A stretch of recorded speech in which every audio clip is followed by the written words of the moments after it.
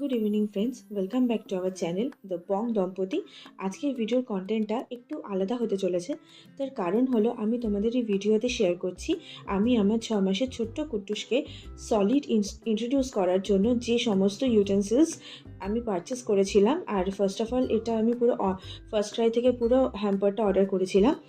আর এখানে যে যে জিনিসগুলো ছিল সেগুলো আমি তোমাদের দেখাবো। তো অবশ্যই তার আগে এটা আমি বলতে চাই, অনেকেরই টেনশন থাকে যে সলিড স্টার্ট করবে, বাচ্চারা কিভাবে কোপ আপ করবে তার সাথে কি না। কিন্তু আমার মনে হয় তাদের ইন্টারেস্টিং কিছু জিনিস দিয়ে তাদেরকে সলিড ইন্ট্রোডিউস করা উচিত, যাতে তারা খুব তাড়াতাড়ি খুব ইজিলি এটাকে নিতে পারে বা খেলার চলে নিতে পারে বলতে পারো। প্রথমেই যে আমি তোমাদের দেখালাম সেটা হচ্ছে দুটো সিলিকন হেডেড চামচের সেট ছিল, দুটো দু রকম সাইজের।